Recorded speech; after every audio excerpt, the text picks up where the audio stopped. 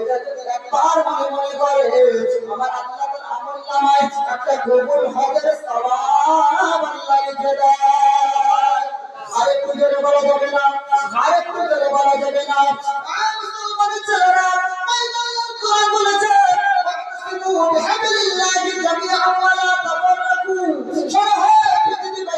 পৃথিবীর জমিনে মুসলিম হওয়ার সময় তোমরা আল্লাহর একত্ববাদ রশিদ একত্বতার সঙ্গে ধরো, একত্রতির করানোর জন্য ধরো। বন্ধু আমার মনে রাখবে সেই দিন যখন কাবার দেওয়ালের উপরে ছেড়ে এসেছিলাম একটা আয়াত লিখে ঝুলিয়ে দেওয়া হয়েছে, ইন্না বাইনাকাল কাউসার ফাসাল্লি লিরাব্বিকা ওয়ানহার ইন্না শানিআকা হুয়াল আবতার। এই আয়াত লিখে কাবা শরীফের দেওয়ালের উপরে টাঙিয়ে দেওয়া হয়েছে।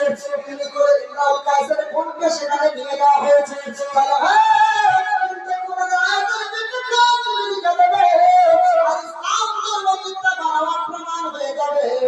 ইসলাম মিথ্যা বলে ওরা মেনে নেবে বলে চ্যালেঞ্জ করে দিয়েছে।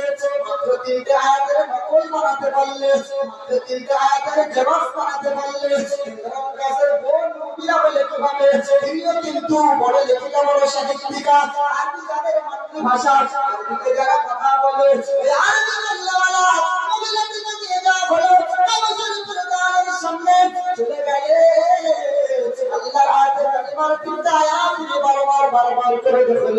দেখার পরে মনে মনে বললেন আল্লাহ লা ইয়াতাউ লিহাদিন মিনাল মাশা। কোরআনের নকল তো বানাতে পারলে না, বরং নিচে তিনি লিখে দিলেন তার মাতৃভাষা আরবি জবানে, আল্লাহ রে মুসলমান আমি কসম করে বলি লা ইয়াতাউ লিহাদিন মিনাল মাশা। পৃথিবীর জমিনে এই কালামটা কোন মানুষের কালাম হতে পারে না। জোরে বলুন সুবহানাল্লাহ।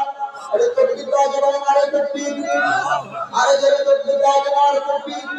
এই আম তাকবীর দিলে বাবা তাআলা জানেন কি পাশ হলে কি হবে?